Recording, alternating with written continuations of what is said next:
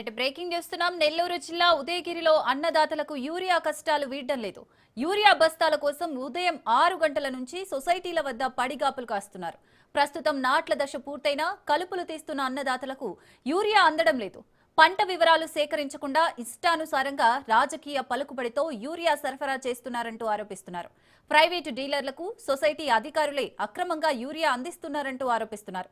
తగినంత యూరియా ఇవ్వాల్సి వస్తే డీఏపీ విత్తనాలు కొనాలని వ్యవసాయ అధికారులు షరతులు విధిస్తున్నారంటూ అన్నదాతలు విమర్శిస్తున్నారు.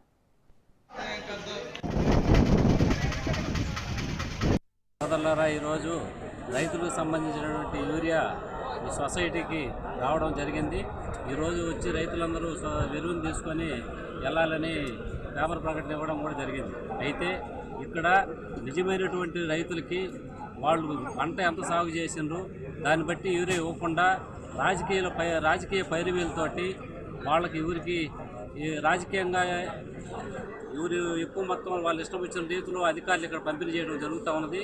అసలు అగ్రికల్చర్ అధికారులు ఎటుపోయారో అధికారులు సమాధానం చెప్పాలా. ఇక్కడికి అగ్రికల్చర్ అధికారులు వచ్చి రైతులు ఎవరెవరు ఏ పంట వేస్తుండ్రో, ఏ గ్రామ పంచాయతీల్లో ఎంతమంది రైతులు పంట వేస్తుండ్రో ఆ విధంగా వాళ్ళు వేసిన పంటకు అనుగుణంగా ఎంతంత యూరియా ఇవ్వాలో ఇవ్వకుండా వీళ్ళు ఇష్టం వచ్చినట్టు రాజకీయంగా చేస్తా ఉండేది మంచి పద్ధతి కాదు.